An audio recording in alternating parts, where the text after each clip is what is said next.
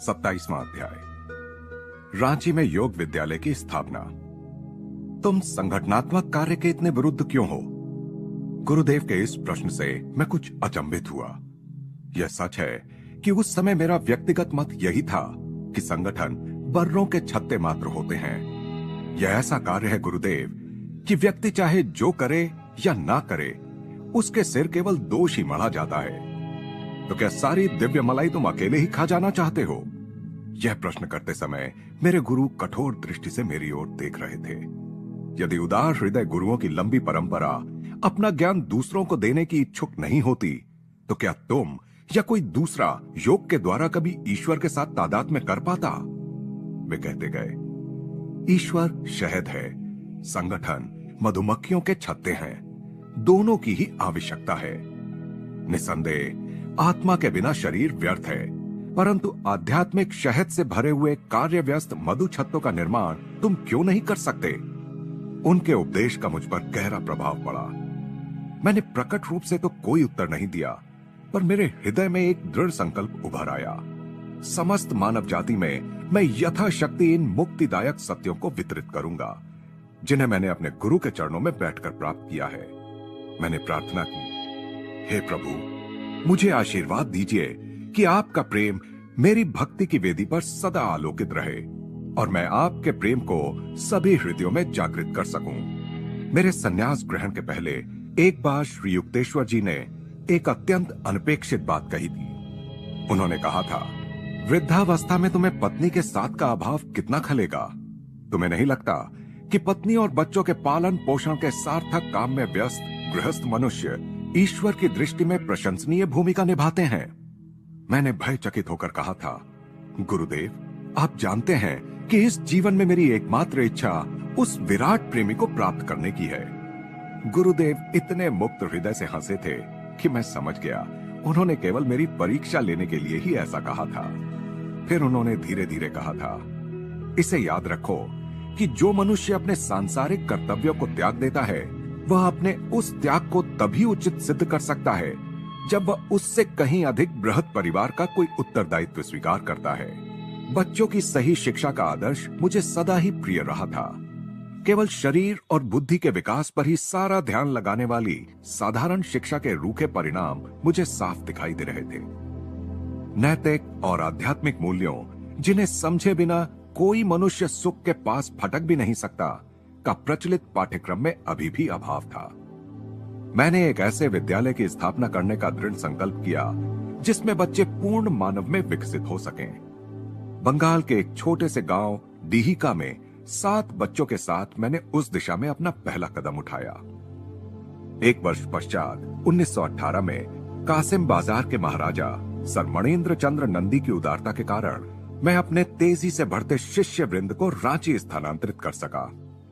कोलकाता से करीब 200 मील दूर बिहार में स्थित इस शहर की जलवायु भारत की सबसे स्वास्थ्यप्रद जलवायुओं में से एक है। रांची का कासिम बाजार पैलेस मेरे नए विद्यालय का मुख्य भवन बना, जिसे मैंने योगदा सत्संग ब्रह्मचर्य विद्यालय नाम दिया। मैंने प्राथमिक एवं उच्च विद्यालय की शिक्षाओं की व्यवस्था की। इसमें कृषि, औद्योगिक, व्यावसायिक तथा अन्य शिक्षण विषयों के पाठ्यक्रम का समावेश था। ऋषियों की शिक्षा पद्धति का, जिनके अरण्याश्रम भारत के बच्चों के लिए सांसारिक एवं आध्यात्मिक शिक्षा के प्राचीन धाम थे, अनुसरण करते हुए मैंने कक्षाओं की अधिकांश पढ़ाई खुले आकाश के नीचे कराने की व्यवस्था की। रांची के विद्यालय के छात्रों को यौगिक ध्यान तथा स्वास्थ्य एवं शारीरिक विकास की अपूर्व योगदा पद्धति की शिक्षा दी जाती है, जिसके सिद्धांतों का मैंने 1916 में आविष्कार किया था। जब मैंने यह देखा कि मनुष्य का शरीर भी एक विद्युत बैटरी की तरह ही है, तब मैंने विचार किया कि सीधे मानवीय इच्छा शक्ति से शक्ति संचार द्वारा इसे भी रिचार्ज किया जा सकता है। इच्छा के बिना कोई भी कार्य संभव नहीं है।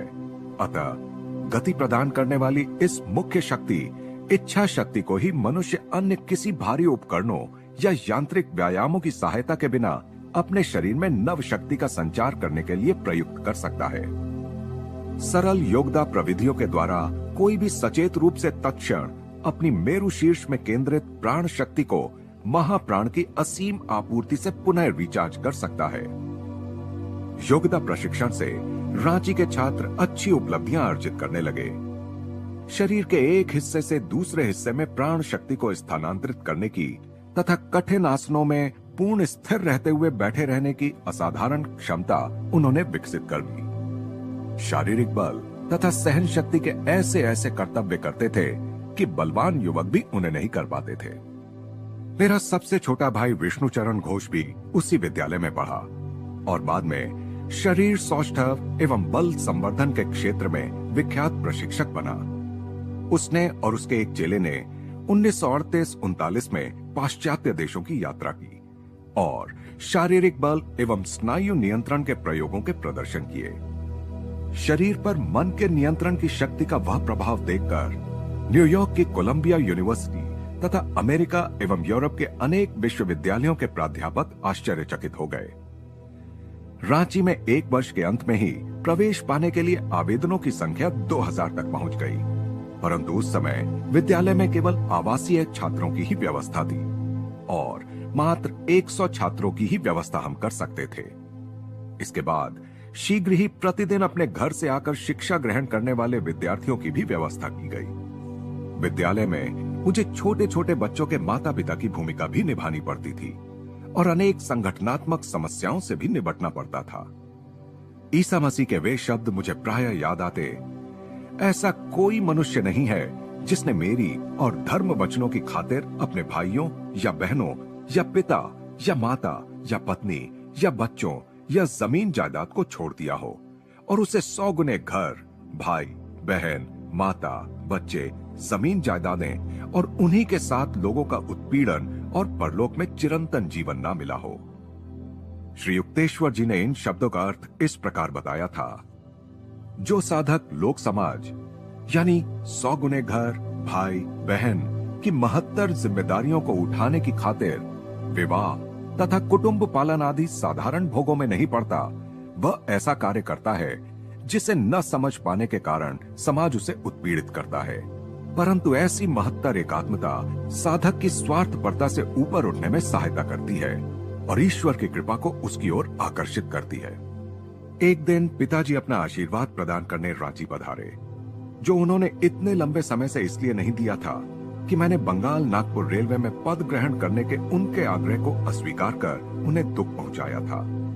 उन्होंने कहा, बेटा, तुमने जीवन का जो रास्ता चुना है उसके लिए तुम्हारे प्रति मेरी नाराजगी अब दूर हो गई। इन आनंदी उत्साही बच्चों के बीच तुम्हें देखकर मुझे हार्दिक आनंद हो रहा है। तुम्हारा स्थान रेलवे समय सारणी के प्राण विहीन आंकड़ों में नहीं बल्कि यहीं है।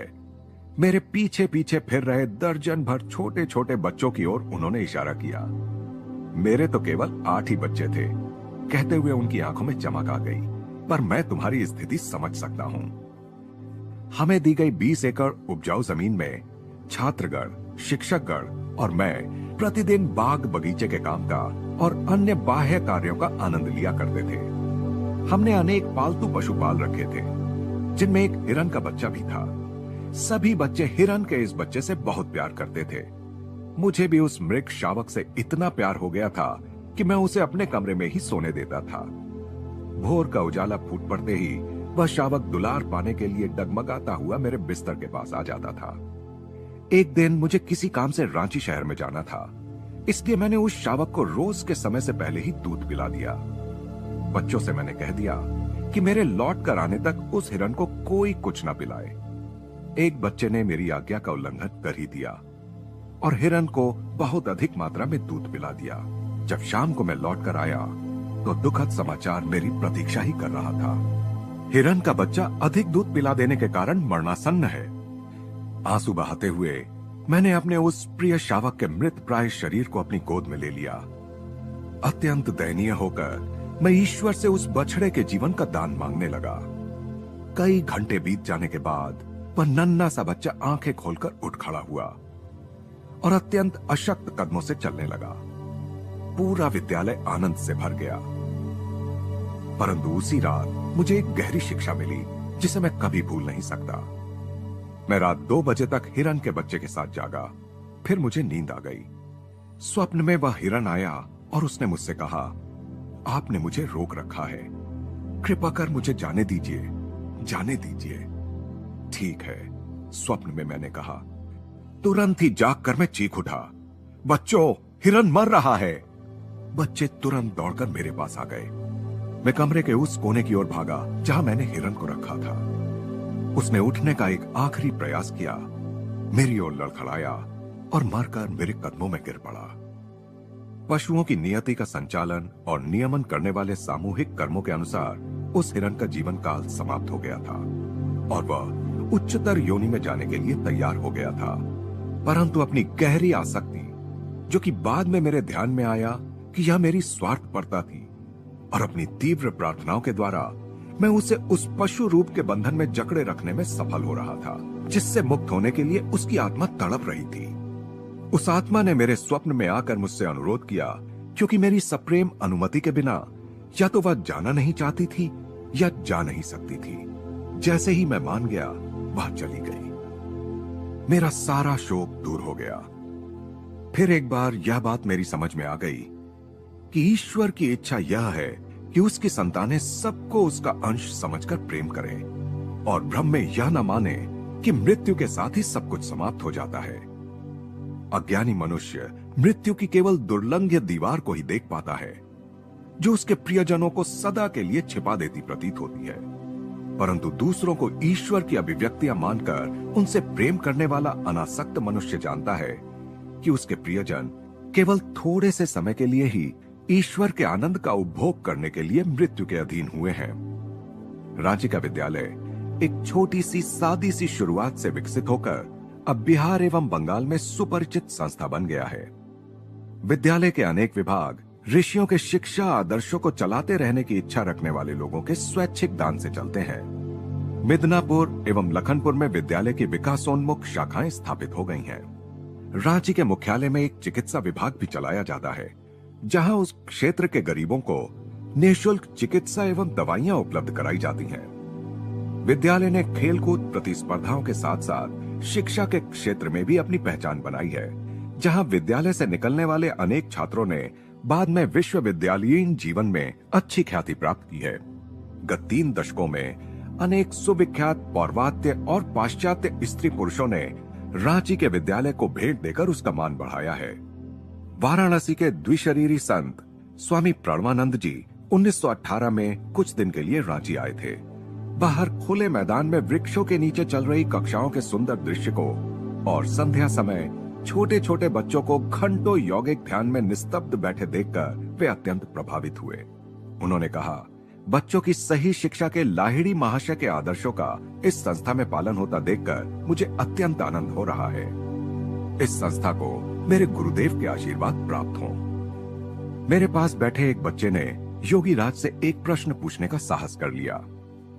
स्वामी जी, उसने कहा, क्या मैं सन्यासी बनूंगा? क्या मेरा जीवन केवल ईश्वर के लिए है?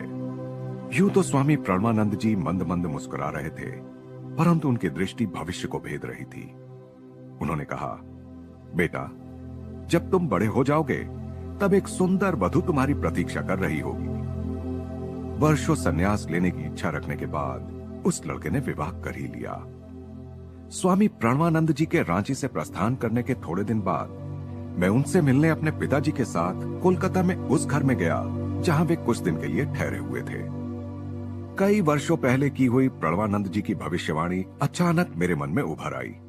मैं बाद में तुमसे मिलूंगा जब तुम अपने पिताजी के साथ आओगे। जैसे ही पिताजी ने स्वामी जी के कमरे में प्रवेश किया, उस महान योगी ने अपने आसन से उठकर मेरे पिताजी का प्रेमादर के साथ आलिंगन किया। उन्होंने पिताजी से कहा, भगवती, तुम स्वयं अपने लिए क्या कर रहे हो? क्या तुम देखते नहीं तुम्हारा बेटा किस तेजी के साथ अनंत ईश्वर की ओर बढ़ रहा है? अपने पिता के समक्ष अपनी प्रशंसा सुनकर मैं शर्मा गया।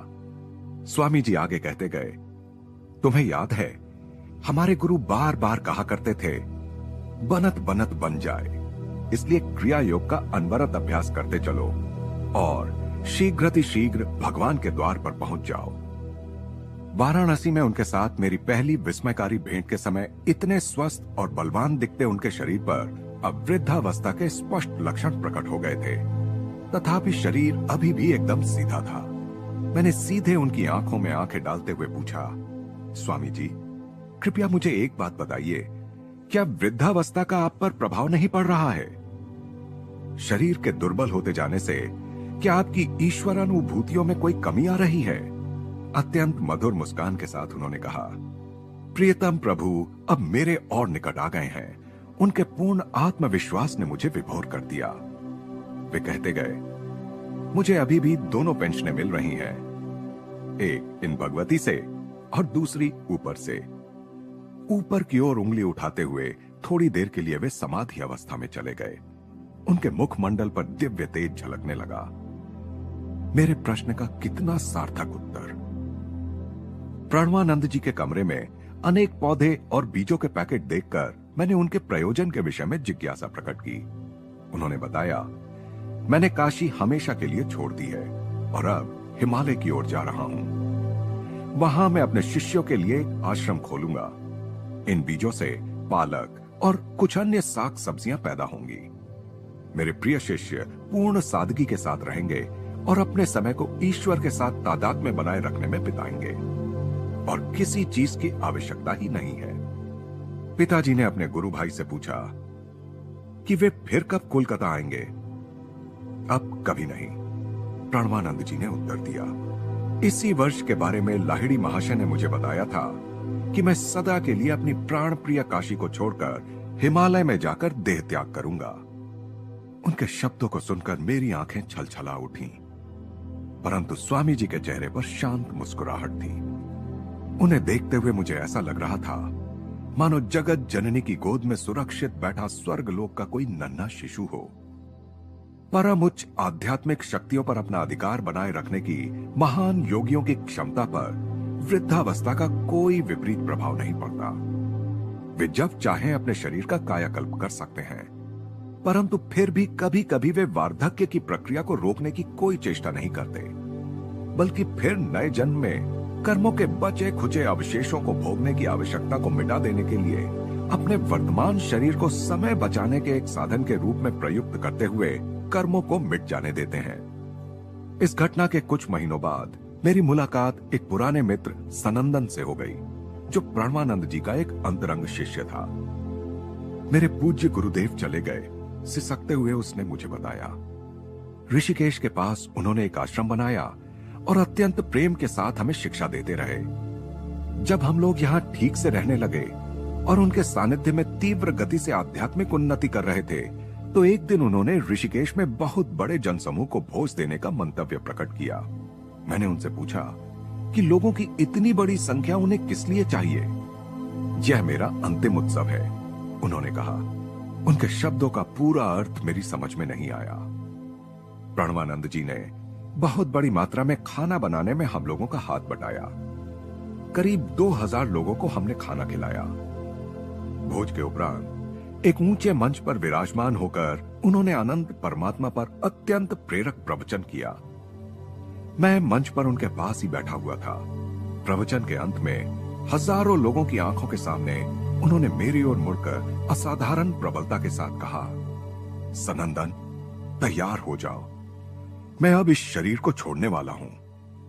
थोड़ी देर अवाक रहने के बाद मैं जोर से चीख उठा, गुरुदेव, ऐसा मत कीजिए, कृपा करके ऐसा मत कीजिए, मत कीजिए। जनसमूह मेरे शब्दों पर आश्चर्य करता हुआ चुपचाप बैठा रहा। प्रणवानंद जी मेरी ओर देखकर मुस्कुराए, पर उनकी दृष्टि पहले ही अनंत में लग चुकी थी। उन्होंने कहा, स्वार्थी मत बनो और न ही मेरे लिए शोक करो। मैंने लंबे समय तक खुशी के साथ तुम सबकी सेवा की है।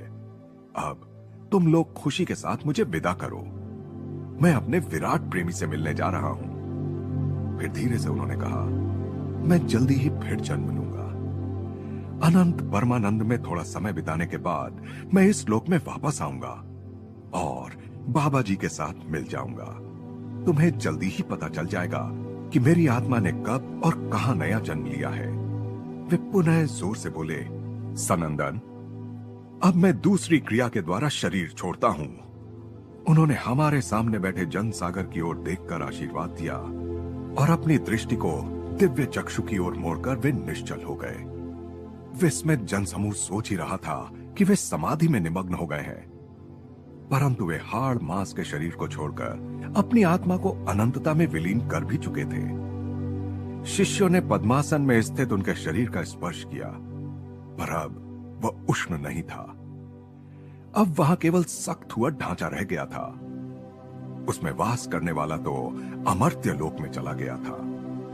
जब सनंदन ने अपना वृतांत पूरा किया तो मेरे मन में विचार आया, द्विशरीरी संत जितने जीवन में उतने ही मृत्यु में भी नाटकीय थे। मैंने पूछा कि प्रणवानंद जी पुनर्जन्म कहां लेने वाले थे। मैं उस सूचना को अत्यंत पवित्र धरोहर मानता हूं, सनंदन ने कहा। मुझे किसी से वह कहना नहीं चाहिए। शायद तुम्हें किसी और तरीके से पता चल ही जाएगा। अनेक वर्षों बाद मुझे स्वामी केशवानंद जी से पता चला कि प्रणवानंद जी नया जन्म लेने के कुछ वर्ष बाद हिमालय में बद्री नारायण चले गए और महान गुरु बाबा जी के साथ रहने वाले संतों में शामिल हो गए।